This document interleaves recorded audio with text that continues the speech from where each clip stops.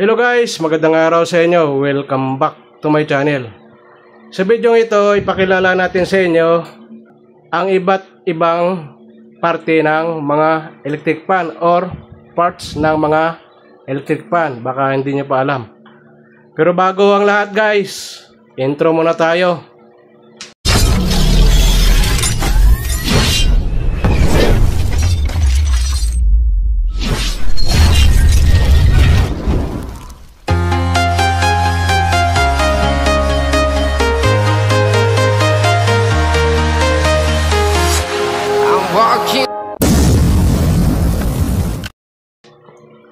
Ngayon guys, babalik tayo dito. Mayroon tayong iba't ibang klase ng parte ng electric fan. At saka mayroon din tayong iba't ibang klase ng mga electric fan guys. Kagaya ng desk fan, stand fan, wall fan, at saka ceiling fan. Ay mga iba't ibang klase ng mga electric fan. Ngayon, dito muna tayo sa iba't ibang klase ng parte ng mga electric fan. Magsimula muna tayo dito sa ito ay tinatawag na blade or ilisi. Yan ang blade niya ng electric fan. Ngayon, dito muna tayo sa mga plastic. Ito naman. Ito yung tinatawag na front cover niya ng ating electric fan. Ngayon, dito naman tayo sa tinatawag na guard ring niya. Ito yung guard ring ng electric fan natin. Ito yung pinaka-guard niya. Dito yung kumakapit sa dito. Pinakapitan niya dito sa ano na ito, yung pinaka rear guard niya. Ito yung rear guard. Yan. Dito yung kumakapit. Ito yung tinatawag na guard ring. Ngayon, ito naman yung ano niya.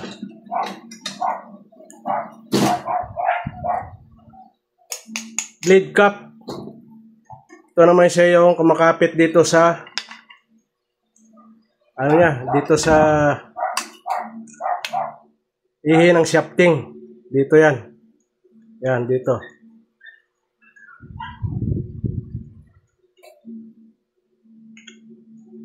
Counterclockwise pala yan. Yan, ganyan. Dito yan nakakapit guys. Ito tinatawag na blade cap. Ito sa ay counterclockwise yung pag-ikot nito.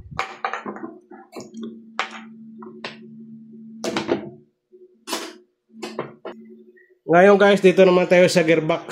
Ang trabaho ng gearbox ay siya yung nagpapaswing. Kagaya nito. Yan. Siya ang nagpapaswing.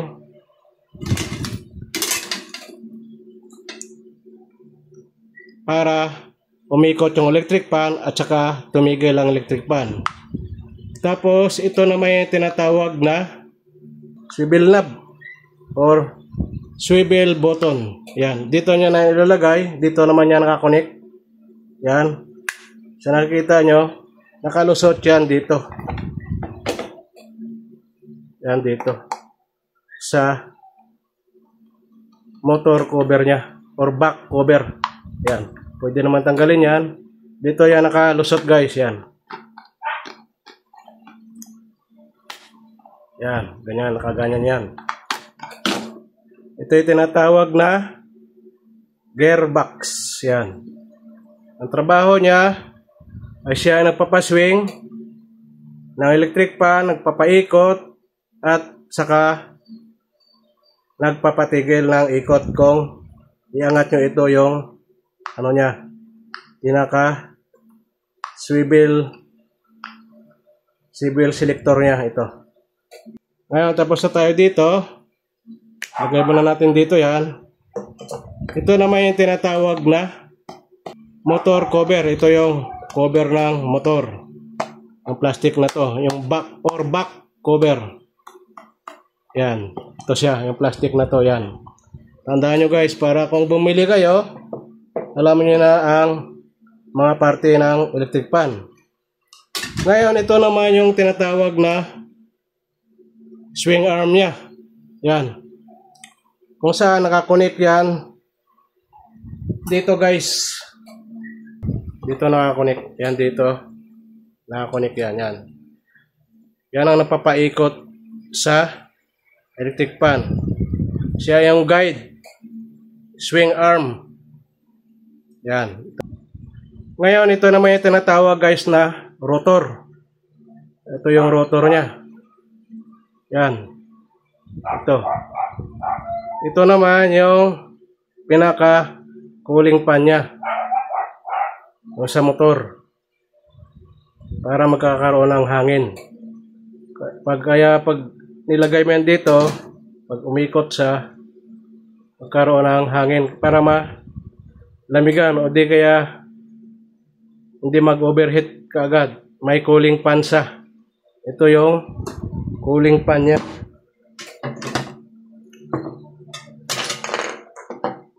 Yan. Cooling fan, pwede mo tanggalin yan. Magkabilaan yan guys, cooling fan pa rin ang tawag yan. Talikuran yan, yan. Ito yung umiikot, ito yung tinatawag na rotor. Rotor naman ang tawag nito. Yan. Sa rotor,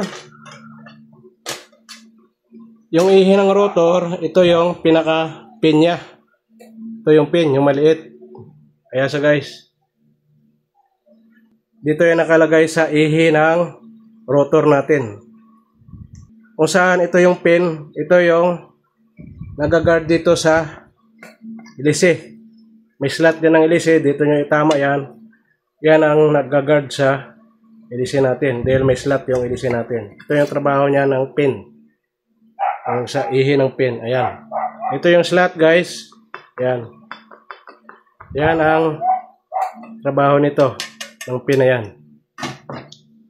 Ito naman yung thread na to, yan. Dito yan sa loob, sa may gear niya, yan ang umiikot. Dito sa loob, meron yan.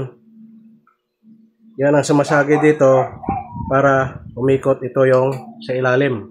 Ito yung trabaho ng ihi ng rotor natin. Ngayon, ito naman yung ano niya, pinaka front cover niya ng housing. Housing niya. Tapos, ito naman yung dito sa loob, ito naman yung tinatawag na bushing.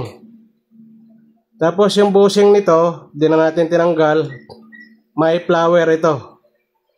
May flower na, paglagay mo ng flower, at saka po, mayroon dito yan sa loob, paglagay nyo, ito yung pinakalak niya. Naka-clip yan dito. Yes ha. Tatlo na yan naka-clip. Pareho yan guys ha. Kabilaan yan. Yan. Ito yung harap. Ito yung harap. Ito naman yung sa rear cover niya or rear cover housing niya. Ito naman siya. Ito naman yung sa likod. Dito kumakapit yung gearbox. Yan. Dito kumakapit yung gearbox. Kaya may tatlo sang screw.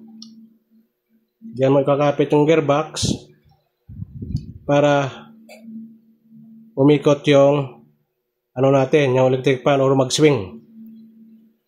Ito yung tinatawag na rear cover housing. Bakal siya, bakal. Ngayon, ito naman yung kapasitor.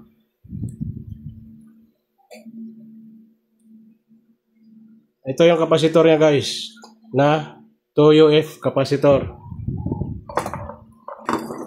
Ngayon, ito naman guys, ito yung rear guard.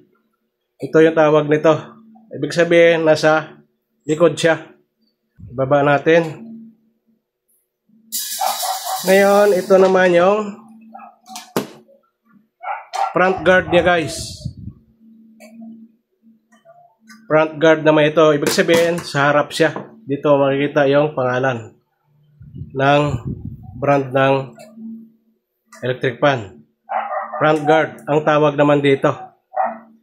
Ngayon, ito yung ano niya. Ito, yan, ito siya. Ito yung nagkiklip sa dalawang front guard at saka rear guard. Ito yung clip niya. Yan. Tapos ito naman yung selector switch niya or yung speed 1, speed 2, speed 3, saka 0. 0, close. Speed 1, ang bilis. Speed 2, ang bilis. Speed 3, ang bilis. Ito naman yung selector switch niya. Yan. Yan ang selector switch niya.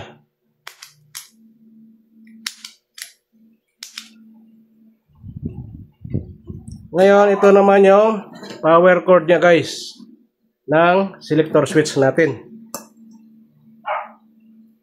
Ito yung cord ng selector switch natin. Ito yung tinatawag niya guys na base ng ano natin ng electric fan. Ito naman yung ano niya tinatawag na slide pipe. Kung pwede mo pataasin o pwede mo pababain. Yan. Ngayon, ito naman yung isa. Ito naman yung naiikot mo. Ito yung height adjuster button. Ngayon, dito naman sa ano, ito yung neck arm niya or neck adjuster niya. Pinakaliig niya. Yan ang mga parte ng electric fan natin pagdating sa stand fan. Ito naman tinatawag natin guys na stator. Dito naman coil winding ang tawag dito. Coil winding sa stator or sa stator winding. Dito ito naman yung tawag nito sa mga ano na ito. Makita niya may guhit-guhit. Yan. Ito naman yung tinatawag na steel sheet. Ang stator, pumapasok dito pumapasok yung rotor. Dito. Ito yung wire niya. Ngayon guys,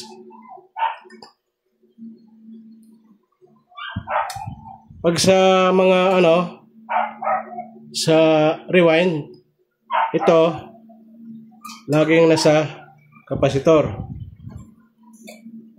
Ito yung dalawang dilaw. Yan. Ngayon ito yung common. Common ito. Ito yung papunta sa line 1 natin or line 2.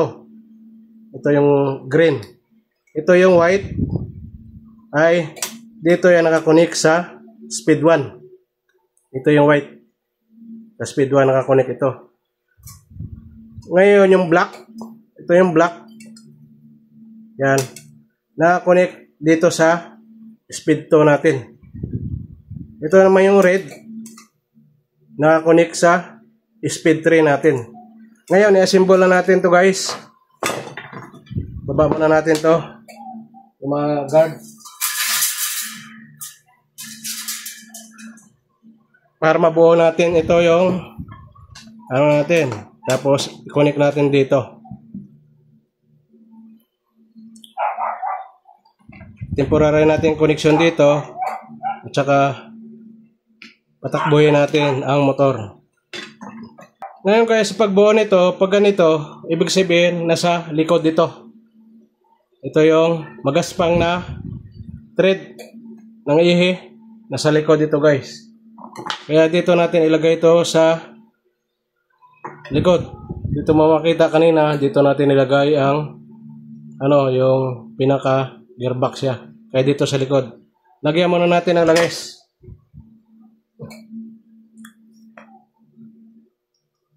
Konting langis lang para dumulas. Ngayon dito muna natin lagay sa likod. Yan. Sipasok natin to yung ano natin, pinaka stator.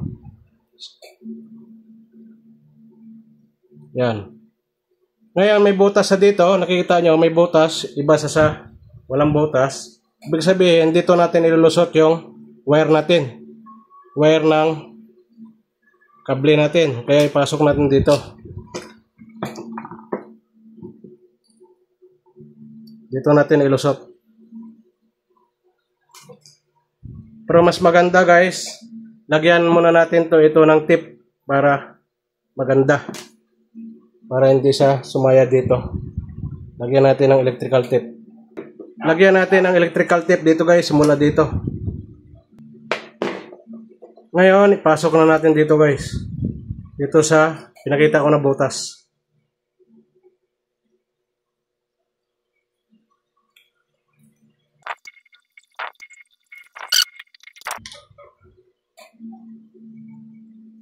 Ingatan lang natin na hindi maputol yung mga winding or masagi.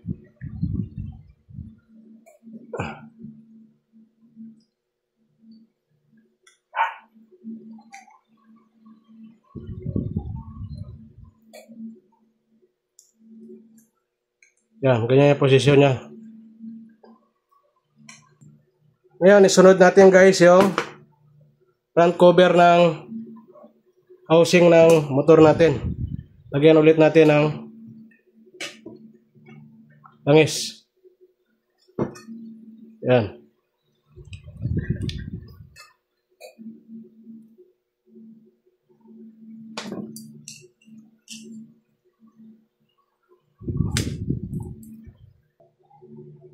Dapat ito siya nakaganyan ng posisyon niya. At saka ito yung tawag na fixing rod niya. Dapat dito sa ilalim yan. Ito yung tutusok natin mamaya doon sa neck adjuster niya. Guys, lagyan natin ng screw. Yan.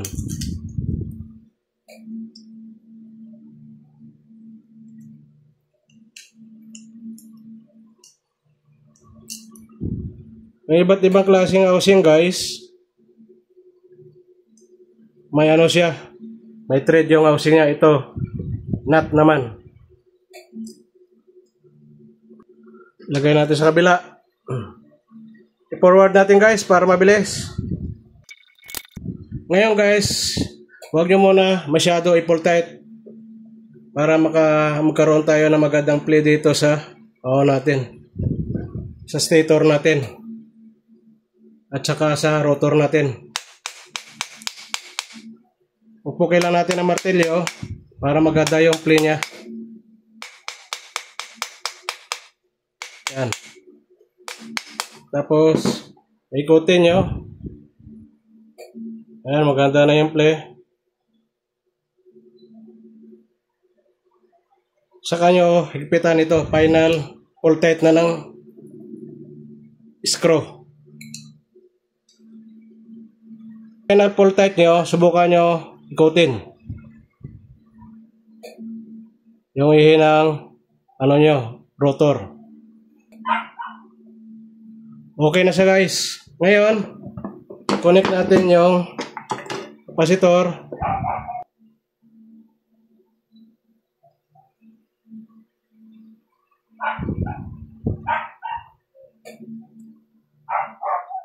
Pag okay na yung ikot guys, pwede nyo na i-assemble doon sa pinaka niya, mismong electric pan niya. Ito ay testing pa lang.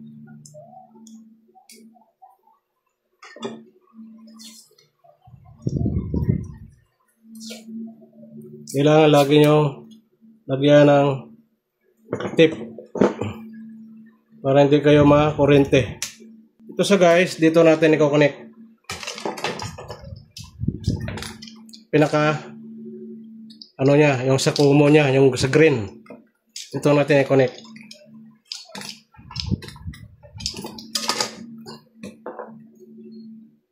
Ito yung green niya, yung green na kulay. Dito natin i-connect sa line 1 or line 2 man.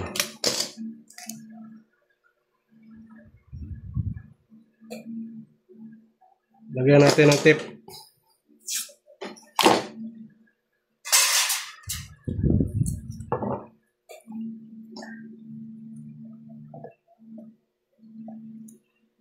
Ngayon, ito naman, dito, may 0, 1, 2, 3 tayo. Yung 0 niya, nakakonect yan dito sa isang linya na to ng cord natin, ng power cord. Yung isang linya nito, tapos ang isang linya ng power cord natin, nakadiretso dito sa may motor. Ito ay connected dito, yung isa nito, connected yan dito sa kapasitor natin. Ang isa nito. May video ako dyan kung saan nakakonect, paano mag-test yan, kung paano malaman na ito yung connection yan. Yan ang nilalagyan ng fuse. Yan ang nilalagyan ng fuse, guys. Ngayon, connect natin ito. Yung 1, 2, 3 nya. Yung white ay dito natin ilagay sa number 1. Yan ang color coding. Pag bumili kayo ng ano, guys, mayroon din dito nakalagay na ano dito na papel na nakadikit kung ano yung color code ng speed 1, speed 2, speed 3 at saka common nyo. Tsaka yung sa kapasitor nakalagay dito. Pero ito wala silang nilagay. Ngayon ilagay natin dito sa temporary lang natin to kasi i-ano natin to mamaya. Ihinang natin mamaya ito.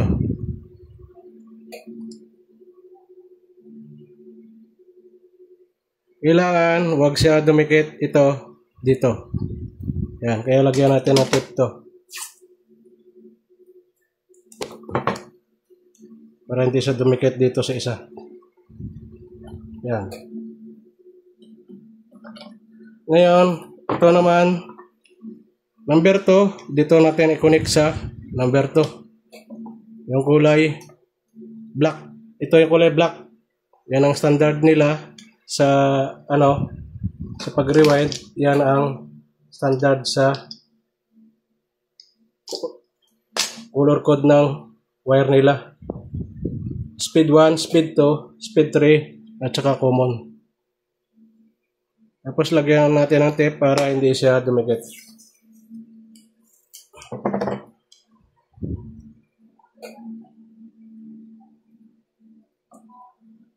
Or masking tape. Ito yung number 3, ito yung speed 3.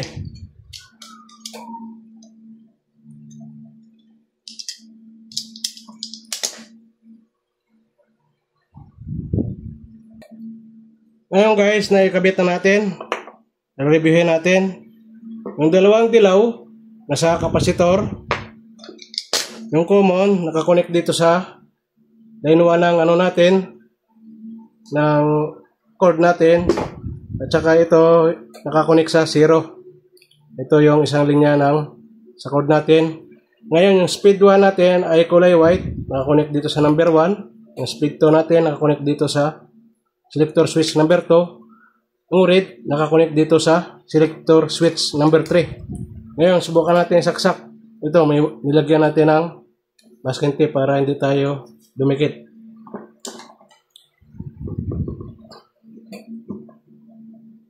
Ngayon, naka-off position siya.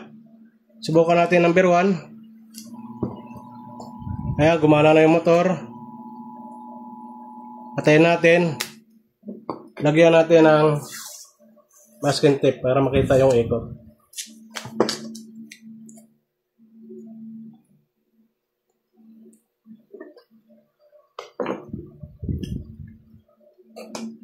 Ngayon guys, ulitin natin. Speed 1 tayo.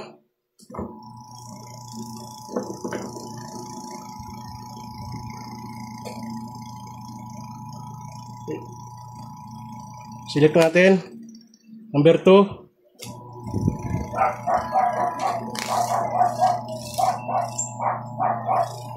Okay na guys, maganda na yung ikot ng makina natin. Okay ang motor.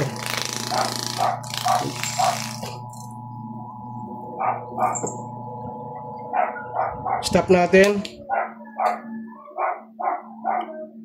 Speed 3. Ayan, okay na.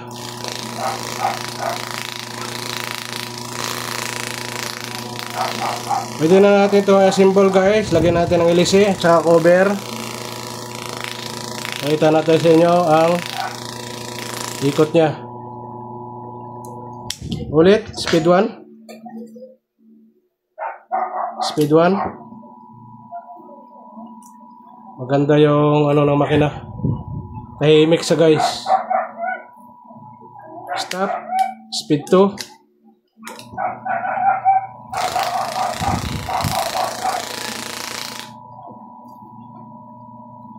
Stop. Speed 3.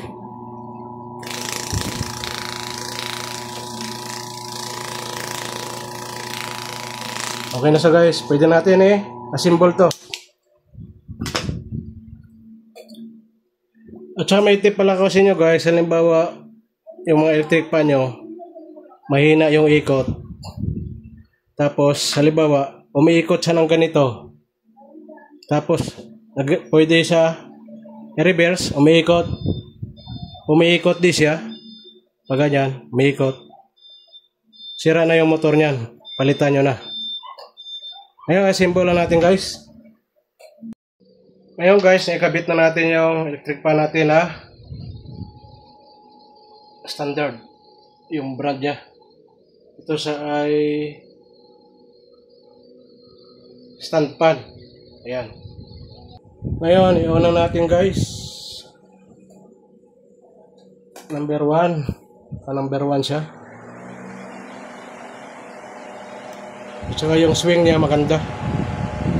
Ayan, ganda. Maganda pa itong electric pan na to.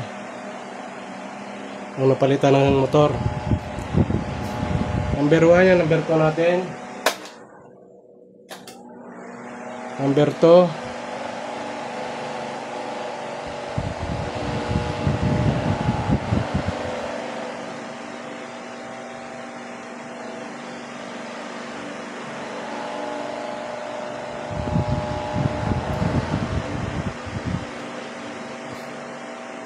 Number 3 natin guys.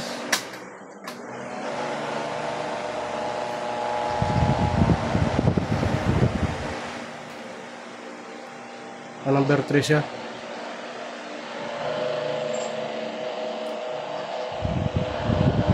Okay na guys, ang lakas ng hangin. So guys, salamat sa panonood. Pinakita lang natin yung nabuo natin na electric pan at saka yung mga parte tungkol sa electric pan. Ingat kayo lagi kung saan kayo naroroon. Hanggang sa muli. Paalam. And I got your little boo telling me she love me. I got this one, that one. Damn, it's gonna be a long night.